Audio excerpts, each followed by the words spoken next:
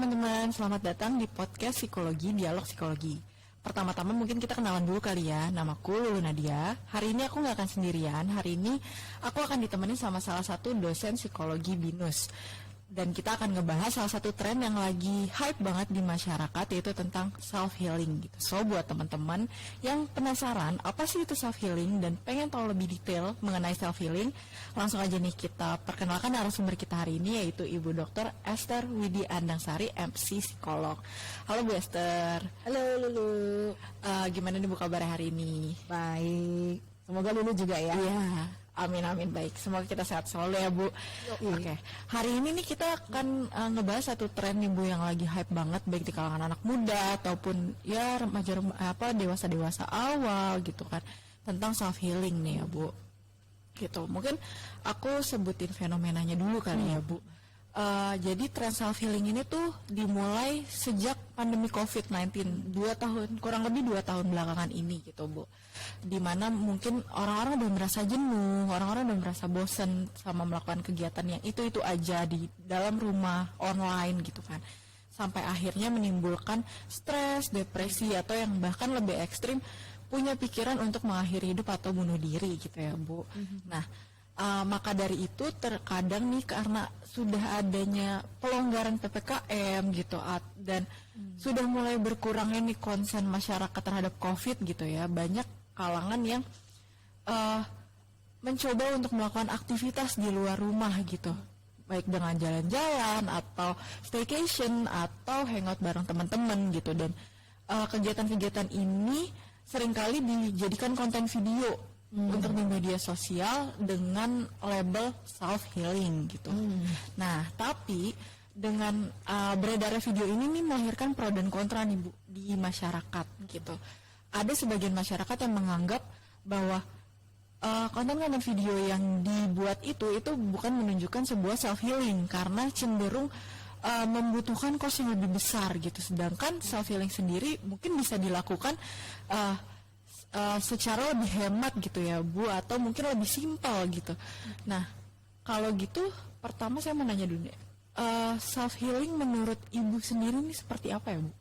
Nah, oke, thank you Lulu. Nah, self healing itu kan sebenarnya kita ada upaya yang kita lakukan agar kita itu bisa memiliki kondisi psikologis yang lebih baik gitu ya. Karena mungkin sebelumnya ada sesuatu yang kurang baik ya atau kurang menyenangkan, sehingga kalau kita lakukan sesuatu itu bisa kita lakukan sendiri sebagai upaya agar kita bisa kembali memiliki kondisi psikologis yang lebih baik, atau bisa juga masuk dalam kondisi kesehatan mental yang lebih baik dari sebelumnya, atau juga kita bisa adjustment ya, karena kan manusia sebenarnya ada tuntutan untuk bisa adjustment dengan lingkungan sekitarnya. Nah, upaya-upaya itu kita lakukan secara mandiri gitu loh. Ibaratnya kayak luka kecil gitu ya, kan ada kondisi yang kita bisa lakukan perbaikannya sendiri dengan upaya kita sendiri, sehingga setidaknya itu bisa membuat luka itu tidak terlalu besar dan nanti perlahan-lahan akan tertutup, kira-kira begitu ya. Jadi sebenarnya ke situ tujuannya untuk membuat kondisi psikologis kita lebih baik gitu ya, kesehatan mental kita lebih baik dari sebelumnya, dan juga kita bisa adjustment ke lingkungan gitu. Dengan lingkungan kita, sekitar kita gitu ya. Nah, menurut Ibu sendiri self healing ini tuh sesuatu yang penting nggak sih Bu untuk dilakukan? Ya, manusia itu kan sebenarnya kan kondisi psikologisnya kan diharapkan ada keseimbangan, ada sesuatu yang baik gitu. Jadi kalau agak timpang dikit, mencong dikit, miring dikit, sebenarnya kita ngerasa ada yang nggak enak gitu ya. Ibaratnya kok kayaknya ada yang pegel, ada yang aneh gitu ya. Kayak fisik, ibaratnya kalau fisik itu ya kayaknya ada yang pegel-pegel nih, kayaknya ada yang apa. Nah, di psikologi juga begitu ya. Kondisi psikologis itu kan kalau kita yang tahu diri kita yang ngerasain bahwa oh ini kayaknya agak ada yang nggak nyaman dengan diri saya. Misalnya kok saya jadi lebih gampang marah ya minggu ini ya, atau ada sesuatu nih gitu. Udah beberapa orang kayaknya ngelihat saya nggak oke gitu. Nah, berarti kan saya dapat feedback bahwa oh gue lagi nggak bener nih. Ya. Nah, itu makanya perlu juga nih kita lebih oke, perlu nih gue ada, oke lah self healing ya, kalau istilah kalian mau pakai istilah self healing gitu ya, kayaknya perlu nih saya self healing dulu gitu ya, supaya kan balik lagi ke tujuannya ya, kondisi psikologi saya lebih baik dari sebelumnya, Dan bisa adjustment ya. bisa Lingkungan. adjustment dengan lingkungan sekitarnya gitu. Oke, nah tapi nih Bu, terkadang beberapa orang tuh nggak aware gitu Bu dengan kondisi psikologis dirinya sendiri gitu. Nah, menurut Ibu gimana sih caranya kita tahu kalau saat ini tuh kita lagi butuh gitu Bu untuk self healing? Ada nggak sih Bu sinyal-sinyalnya atau misalnya parameter apa gitu Bu? Ya, kalau mau pakai dengan parameter kesehatan mental gitu ya kan, kesehatan mental itu ada 3 kan, ada 3 aspek. Saya pakai karena kebetulan saya ada beberapa riset tentang kesehatan mental, positive mental health dari versi psikologi gitu ya. Sebenarnya ada 3 hal yang kita bisa pakai untuk menjadi batasan gitu ya, atau mungkin indikator. Yang pertama emotional well-being, yang kedua psychological well-being, yang ketiga social well-being. Nah, cek deh kalau tapi memang perlu perlu evaluasi ya. Jadi kalau kita ingin tahu apakah saya ini kondisinya lagi oke atau enggak versi diri kita sendiri, memang teman-teman mesti ya rutin kayak evaluasi diri ya. At least ambil waktu beberapa menit saja. Sebenarnya itu cukup sih, nggak perlu yang versi ribet sampai harus ngisi ini enggak yang segitunya. Diam aja dulu beberapa menit, kayak misalnya dalam 1 minggu ini misalnya atau hari-hari belakangan ini emosi saya gimana sih gitu. Apakah saya cenderung mudah marah misalnya, gampang ngomel-ngomel, kalau ngomel ke diri sendiri ini ngomelnya ke orang gitu. Ya itu, tapi kan dua-duanya juga nggak oke gitu ya. Ataukah saya lagi gampang banget untuk sedih gitu ya, dikit-dikit langsung sedih, dikit-dikit langsung sedih, misalnya begitu ya. Terus yang kedua psychological well-being, kondisi psikologi saya gimana, apakah saya merasa apa yang saya lakukan itu memang sesuatu yang membuat saya nyaman, tentram, membuat saya tenang, dan itu ada efeknya juga. Yang ketiga social well-being, apakah yang saya lakukan, apakah yang saya katakan gitu ya, itu membuat sekitar saya jadi lebih oke, atau justru dapat feedback yang nggak oke, misalnya dari gestur orang, komentar orang misalnya, atau orang agak jadi kok kayaknya nggak terlalu nyaman ketika saya ngomong sesuatu gitu ya, mungkin kata-kata saya terlalu gimana gitu ya. Nah itu bisa jadi evaluasi diri dulu gitu sih Lu. Oke, jadi cara simpelnya nggak perlu ngisi-ngisi kuesioner apa gitu ya, atau skala stres atau apa gitu, tapi dengan evaluasi diri itu dulu aja ya Bu. Oke. Kemudian Bu, dampaknya apa sih Bu kalau misalnya kita tuh lagi butuh self healing, tapi karena kita nggak aware, jadi kita nggak melakukan self healing gitu. Nah, ibaratnya apa ya? Ibaratnya mesin atau mobil, kalau ada dikit yang kita nggak aware, kita nggak benerin, misalnya kurang oli dikit gitu ya, ya kan jalannya ya bisa jalan sih, bisa jalan. Tapi begitu kita nggak sadar bahwa kita butuh servis sebenarnya ya, tanda petik ya. Nah itu kan jalan sih jalan, tapi nggak oke jalannya, mungkin agak batuk-batuk gitu misalnya ya. Nah Gasnya agak gimana gitu ya Bu? Kopinya nggak enak, bisa sih bisa, tapi butuh yang gitu misalnya. Nah demikian juga dengan kondisi psikologis kita gitu ya. Ya kita tetap bisa beraktivitas seperti sedia kala, tetapi kan ada ada ganjelan-ganjelan yang sebetulnya kalau dilihat kembali secara mendalam gitu ya, yang take time untuk diem mengevaluasi diri, itu tuh ada yang nggak enak gitu ya. Termasuk coba perhatiin feedback orang deh gitu. Itu jadi buat sekitar kita juga jadi nggak oke gitu. Jangan-jangan relasi kita dengan orang lain jadi nggak bagus misalnya, atau kerjaan kita banyak error. Jadi berantakan gitu ya. Misalnya bikin surat yang biasanya bisa jadi 10 menit, 15 menit tanpa typo, ini udah setengah jam typonya banyak banget. Iya. Jadi dikit-dikit atasannya ngomong, ini kok salah mulu, atau lagi belajar gitu ya, kok masuk sih? Nggak inget nih gitu. Padahal biasanya sih gini aja mah. Oke, sekarang udah setengah jam diplotot ini buku kayaknya gitu-gitu aja halamannya misalnya. Kok nggak geser-geser halamannya, nggak pindah-pindah. Nah itu ada sesuatu yang udah mulai nggak pada tracknya lah kira-kira gitu. Gitu ya Bu. Oke, nah balik lagi nih ke yang tadi fenomena di awal gitu ya Bu. Biasanya tuh anggapan orang melakukan self healing tuh dengan pergi liburan, staycation atau hangout sama teman-teman yang itu membutuhkan cost yang lebih banyak gitu. Jadi nggak jarang ada beberapa orang gitu di luar sana yang beranggapan, oh saya nggak bisa melakukan self healing gitu karena saya punya keterbatasan biaya gitu ya, keterbatasan cost gitu. Ada gak sih Bu cara melakukan self healing yang lebih simpel atau yang lebih mudah bisa dilakukan sehari-hari di rumah gitu? Nggak perlu harus jalan-jalan keluar rumah atau staycation gitu Bu. Iya, ya. Sebenarnya ada sih cara yang simpel. Ini sebetulnya masalah salah kaprah sih. Jadi kalau yang tadi ya bahwa kita mesti aware bahwa kondisi psikologis itu dibuat baik lah, lebih baik dari sebelumnya. Nah kalau tujuannya supaya kita punya kondisi psikologis yang lebih baik dari sebelumnya, kemudian kita bisa adjustment dengan lingkungan sekitar kita, sebenarnya kan secara logika aja itu tuh nggak perlu ribet juga Ya, cara untuk membuat kita seperti itu.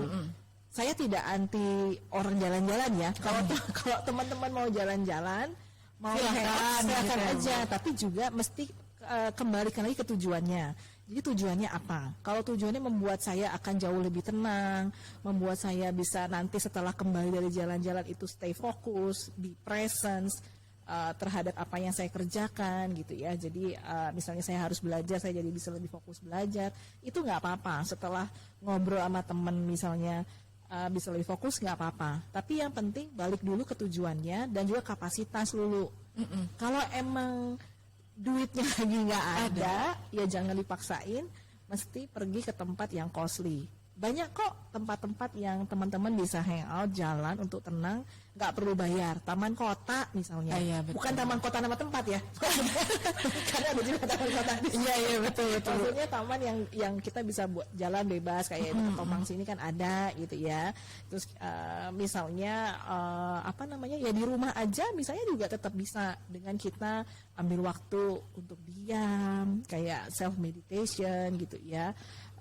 Kemudian mencoba untuk terus evaluasi diri, mencoba untuk menuangkan apa sih selama ini yang menjadi gaduh di pikiran saya, gaduh di perasaan saya. Nah itu dikeluarkan gitu ya. Kalau kamu senengnya nulis gitu ya, Bisa journaling gitu. ya boleh aja nulis. Kalau kamu nggak seneng nulis, saya pernah kasih saran ke 1-2 orang yang buat dia tuh nulis nggak efek karena dia nggak terlalu nyaman. Saya bilang voice note, tapi jangan dikirim ke orang lain, Disimpan pribadi aja. ya gitu. betul, ya diomongin aja. Yang penting dia merasa kalau dia mengungkapkan secara verbal itu oke gitu. Atau hanya sekedar ngobrol dengan orang rumah misalnya, diskusi, sharing gitu ya, yang kita merasa nyaman dengan orang itu, trustful, silakan aja gitu.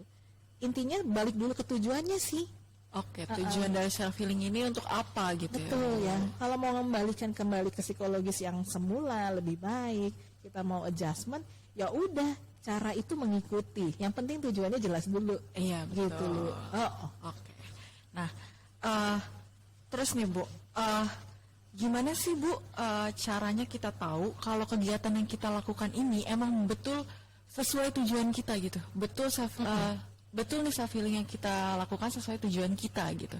Itu gimana sih caranya kita tahu Bu? Sebenarnya indikator yang paling sederhana adalah ya kamu merasa nyaman nggak setelah itu. Oke. Saya selalu mengembalikan ke definisi kesehatan mental yang saya pegang gitu, bahwa kesehatan mental itu kan seseorang tuh merasa nyaman, tentram dengan dirinya sendiri. Dia tahu dan kenal dirinya, tahu dia mau ngapain, tujuannya apa. Kemudian dia juga bisa berkontribusi buat orang sekitarnya.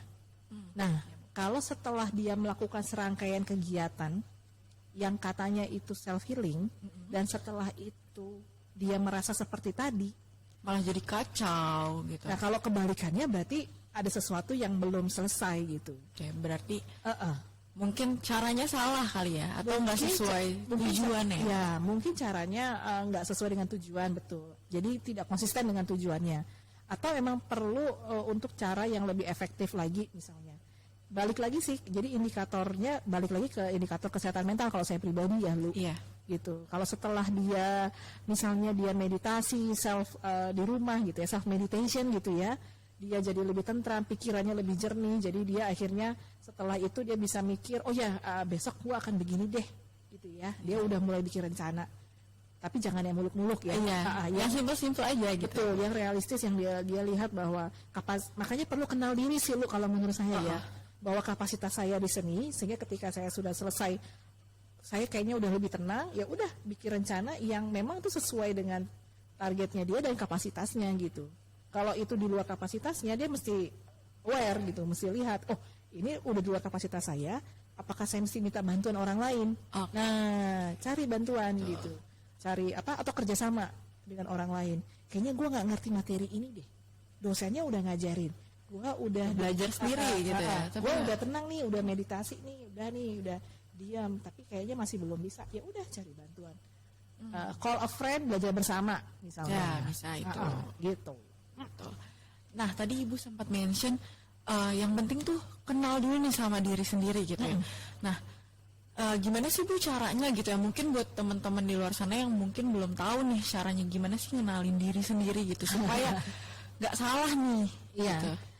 Mungkin saya kasih warning dulu ya, bahwa kenal diri itu merupakan satu proses yang tidak berkesudahan kalau buat saya. Jadi bukan suatu momentum, bukan satu titik. Ini saya udah kenal diri saya, enggak. Gitu ya. Tapi itu ongoing proses ya. Jadi terus menerus gitu ya. Kita progresif gitu ya, day by day, lalu makin kenal diri. Jadi makin tahu misalnya, kayaknya kalau dari pengalaman-pengalaman sebelumnya gitu ya, jadi caranya tuh bisa dengan mengevaluasi pengalaman-pengalaman sebelumnya gitu ya. Yang kedua, memperhatikan feedback dari orang. Yang ketiga, coba deteksi suara dari dalam diri sendiri juga. Gitu. Nah, misalnya dari pengalaman-pengalaman sebelumnya, kalau saya mengerjakan ini, kelihatannya banyak orang muji dan itu oke, misalnya begitu. Atau kalau saya melakukan ini, terus ada orang yang ngomong gitu ya, kayaknya kamu lebih bagus kalau begini. Nah, itu kan ada feedback dari orang, itu memperbaiki. Atau sayanya gitu, saya ngerasa kok saya nggak nyaman dan gampang marah ya. Kalau saya misalnya ketemu sama orang yang kayaknya terlalu dominan misalnya. Nah, berarti mungkinkah saya merasa terintimidasi misalnya. Oh, saya apa ya? Saya ini ada apa dengan saya misalnya? Apakah saya merasa saya nggak percaya diri misalnya? Apa yang membuat saya nggak percaya diri? Kok baru ketemu orang kayak gini aja saya merasa terintimidasi gitu. Nah, cari tahu diri terus. Makanya saya bilang itu bukan momentum gitu. Yang sekali kita cari tahu, tapi kita udah tahu gitu ya. Enggak. Tapi day by day gitu kita akan tahu. Ya. Tambah tahu. Gitu. Betul. Oke. Nah. Saya juga pernah baca nih Bu, kalau self healing ini itu pernah digunakan sebagai salah satu metode oleh psikolog sama psikiater untuk terapi klien gitu. Nah ini tuh benar atau cuma kabar burung aja atau cuma mitos-mitos di luar sana aja gitu Bu? Iya. Kalau dari beberapa teknik-teknik terapi memang betul sih ada muatan-muatan yang psikolog atau mungkin psikiater meminta ada part untuk itu dilakukan oleh si klien yang bersangkutan. Jadi karena itu bagus buat diri kita. Akhirnya kita yang terlibat secara aktif untuk membuat diri kita lebih baik lagi. Jadi tidak bergantung kepada pihak luar. Sehingga kalau suatu waktu lu stres stres dikit atau apa, jadi nggak buru-buru langsung ke cari. Oh ini gue gimana nih? Ya cari profesional gitu ya. Tapi bisa atasin sendiri dulu. Iya, karena prinsipnya gini lu. Sebenarnya manusia itu desain manusia secara psikologis itu sebenarnya ada bagian yang dia bisa kita bilangnya meng-heal diri sendiri. Sebenarnya memang manusia bisa gitu ya. Itu kehebatannya Tuhan menciptakan manusia. Ya, jadi ada kapasitas untuk manusia bisa begitu. Makanya kapasitas manusia untuk bisa begitulah yang dimanfaatkan oleh para pakar. Cuma memang ada bagian yang memang kalau itu tergantung kondisinya sih lu gitu ya. Kalau itu udah cukup besar kegangguannya ya memang mesti ada bantuan seutuhnya dari profesional. Tapi tetap biasanya sih nanti ada part tuh di tahap-tahap tertentu, ada part yang tetap diminta klien yang bersangkutan yang mengerjakan gitu. Melakukan supaya bisa menyembuhkan dari dalam dirinya juga ya Bu. Iya, dia karena kita yang paling tahu tentang diri kita sebenarnya selain Tuhan ya. Kita yang paling tahu, sehingga kita yang sebenarnya bisa ngedeteksi juga gitu loh, bahwa oh ini kayaknya saya tuh lagi moodnya lagi nggak oke misalnya. Jadi tahu oh mungkin hari ini jangan banyak ketemu orang dulu misalnya, karena kalau ketemu orang bawaannya jadi pengen ngomel misalnya. Iya. Nah tenangin dulu dirinya gitu. Nah makanya si tenangin diri dulu itulah self healingnya. Terus tapi kita perlu untuk deteksi gitu. Nah itu part dari biasanya nanti para psikolog kadang suka melatih si kliennya untuk bisa melakukan hal itu. Oke. Nah, ibu sendiri nih karena selain dosen juga kan juga berpraktek gitu ya Bu. Maksudnya sempat berpraktek psikolog klinis gitu ya. Ibu pernah gak sih menerapkan metode self healing ini untuk terapi klien ibu? Sebenarnya di dalam partnya iya, karena menurut saya ketika dia datang ketemu saya aja, dia bilang ada masalah, tetap yang paling tahu, yang paling banyak ngerasain masalah itu adalah dia sendiri.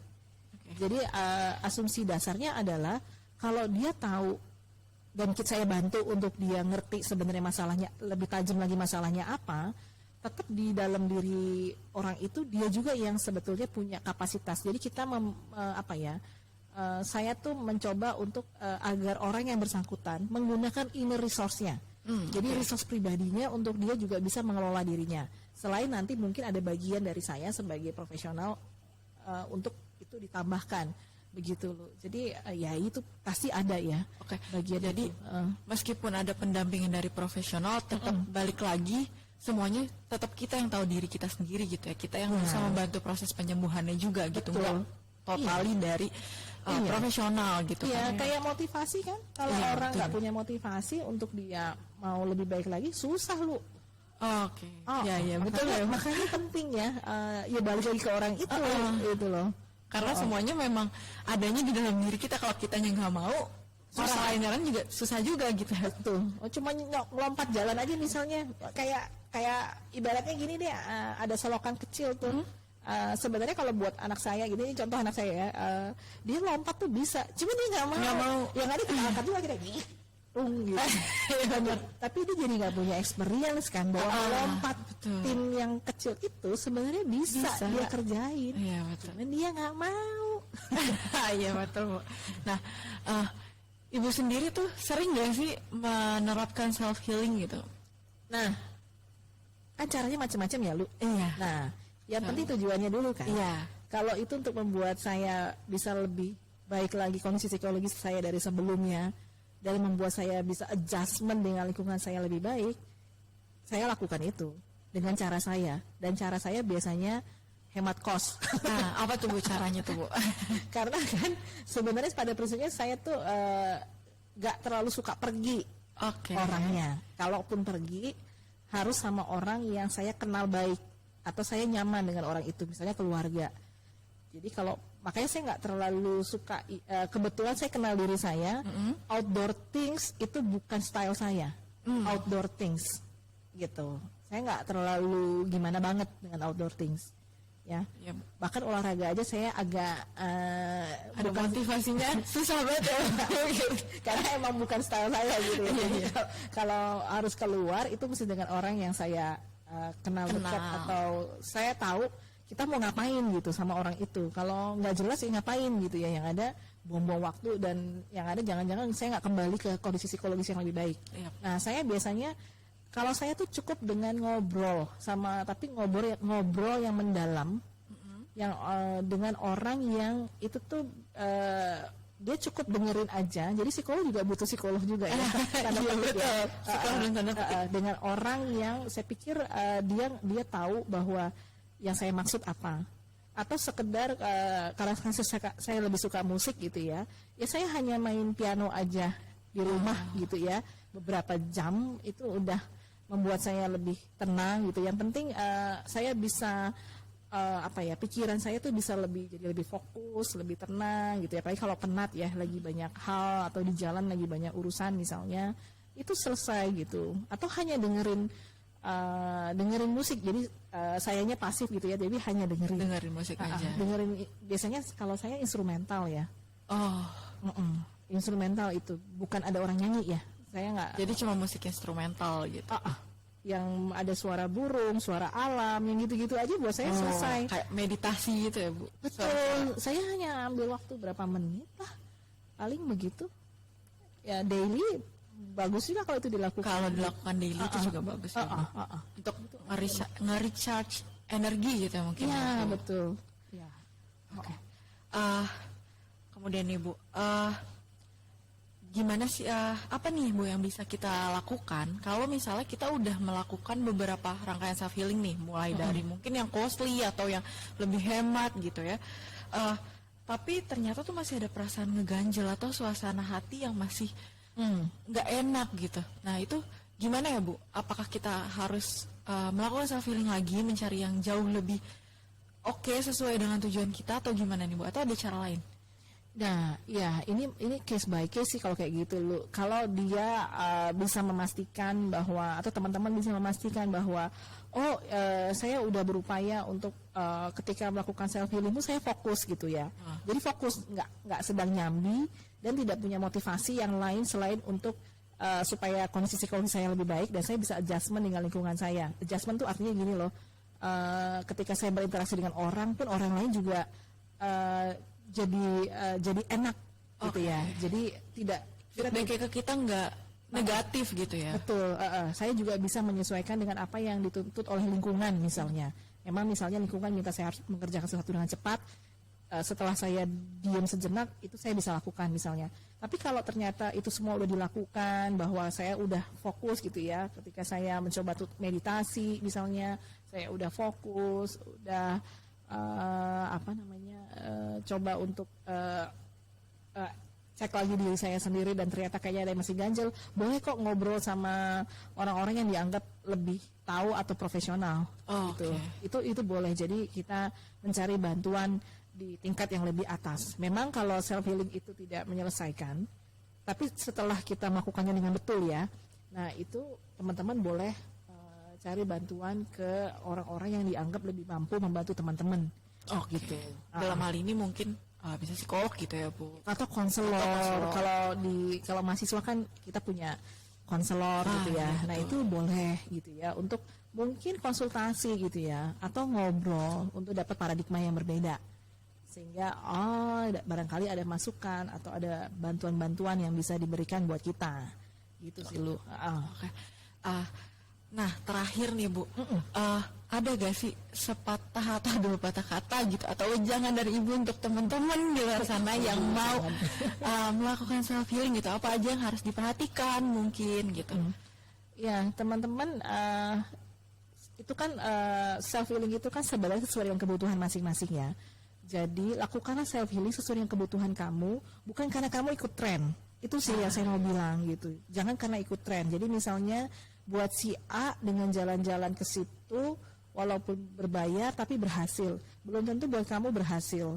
Jadi saran saya adalah teman-teman tolong kenali diri sendiri gitu ya. Kenali deh style saya gimana, resources saya cukup memampukan nggak? Resources itu termasuk apakah saya tipe yang begitu, apakah secara keuangan misalnya, kalau melibatkan keuangan saya begitu, atau ada situasi tertentu apa yang membuat saya harus melakukan sesuatu. Jadi lakukan self healing karena emang kita membutuhkannya. Jadi fokus pada tujuannya, bukan kepada trennya. Dan ingat bahwa self healing itu memang untuk membuat kita memiliki kondisi psikologikal yang lebih baik dan kita bisa adjustment dengan lingkungan di sekitar kita. Itu. Ya, dan mungkin teman-teman juga bisa di take note ya, bahwa self healing yang nggak perlu harus muluk-muluk jalan-jalan gitu. Tadi ada contoh-contoh simpel yang udah disebutkan sama Bu Esther gitu ya, bisa dilakukan di rumah gitu, bisa dilakukan sendiri atau bisa cerita sama temen gitu kan. Itu kan lebih meminimalisir cost gitu ya Bu. Terus juga sama jangan lupa juga setelah melakukan self healing ini, pastikan bahwa teman-teman benar-benar bisa kembali ke psikologis yang lebih baik gitu ya, dan bisa adjustment dengan lingkungan gitu. Oke, kalau gitu thank you banget Bu Esther udah mau ngobrol-ngobrol hari Oke, ini, Lulu. nemenin saya tentang self healing gitu. Kita udah di akhir podcast Bu. Thank you banget buat teman-teman yang udah nonton podcast kita hari ini, podcast psikologi. Kalian juga bisa follow media sosial Instagram jurusan Psikologi Binus di @psikologi_binus. Teman-teman juga jangan lupa untuk like, subscribe, dan komen di channel YouTube ini gitu untuk podcast ini. Gitu aja. See you teman-teman. Bye-bye. Bye.